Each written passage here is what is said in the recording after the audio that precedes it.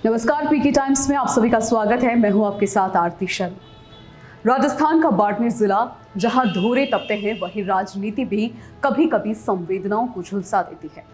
ये धरती वीरों की रही है, परंतु महिलाओं के लिए राजनीति का मार्ग आज भी कांटों से भरा है। मदन कौर जैसी अपवाद स्वरूप महिलाएं ही सफलता के शिखर तक पहुंचती है, लेकिन ऐसी ही एक और महिला थी डॉक्टर मृदुरेखा चौधरी, जिनकी प्रतिभा, शिक्षा और कर्मठता को देखकर कोई भी उन्हें राजनीति में ऊंचाइयों तक जाता देखना चाहता था। मगर अफसोस कि राजनीति की चालबाजियों और साजिशों ने उनका सपना चकनाचूर कर दिया। भरतपुर जिले की मूल निवासी डॉक्टर मृदुरेखा चौधरी ने BSc, BEd, MSc, MA, MPhil, PhD, LLB और डिप्लोमा इन कंप्यूटर साइंस जैसे अनेक डिग्रियों से खुद को निखारा। वे राजस्थान विश्वविद्यालय में एमए और एमफिल की गोल्ड मेडलिस्ट भी रही।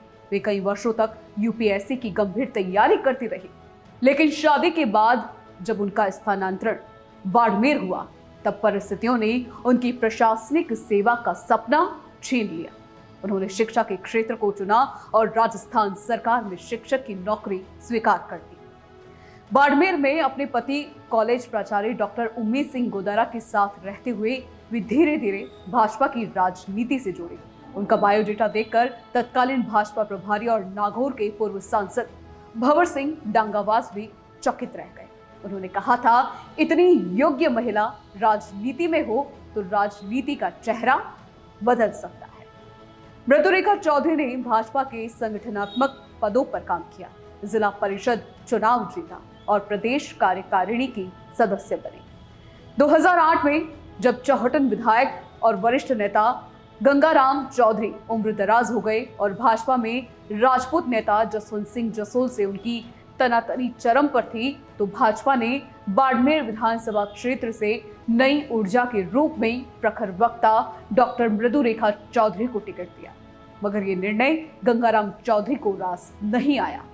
उन्होंने जाट समाज की महापंचायत बुलाकर मृदुरेखा को हराने की खुली अपील की, जिससे समाज में भारी फूट पड़ गई। इस टूट फूट का सीधा लाभ कांग्रेस के मेवाराम जैन को मिला और मृदुरेखा चौधरी चुनाव हार गए।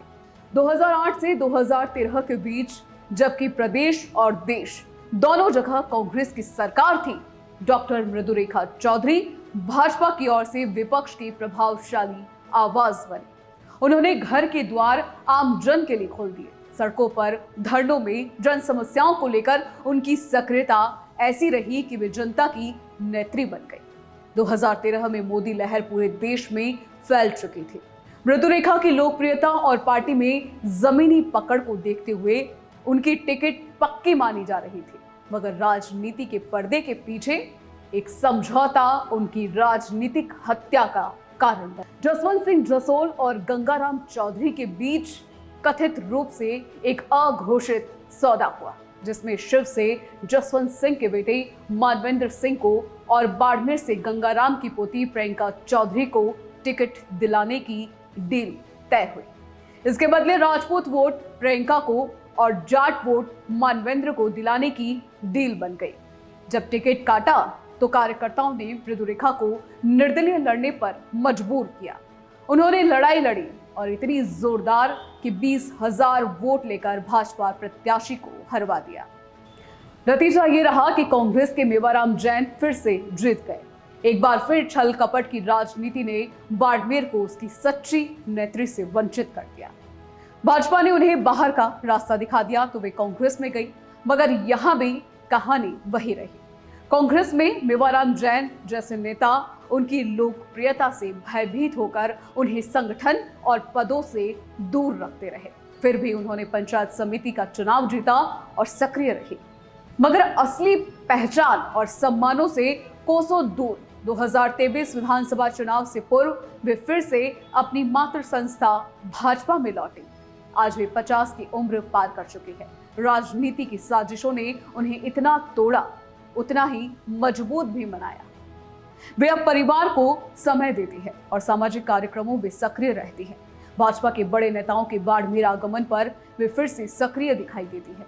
डॉक्टर मृदुरेखा चौधरी का जीवन ये दर्शाता है कि राजनीति में प्रतिभा और ईमानदारी हमेशा सफलता की गारंटी नहीं होते।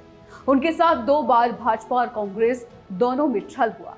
वे अगर राजनीति में निष्पक्ष समर्थन पाती तो आज बाड़मेर की तस्वीर अलग हो सकती थी, क्योंकि ऐसी महिलाएं राजनीति की धूप छांव से गुजरने के बाद और ज्यादा निखरती है। यदि भविष्य में कोई नई शुरुआत होती है तो बाड़मेर की धरती एक बार फिर उन्हें सिर आंखों पर बिठा सकती है। राजनीति ने भले ही उन्हें पीछे धकेला हो, पर जनता के दिल में उनकी जगह आज भी महफूज है। आपको पीके टाइम्स की ये विशेष रिपोर्ट कैसी लगी, हमें कमेंट करके जरूर बताइएगा। साथ ही साथ आप हमारे चैनल को सब्सक्राइब कीजिए। मरुधरा से खुद को जोड़ने के लिए सब्सक्राइब करें और बने रहें पीके टाइम्स के साथ।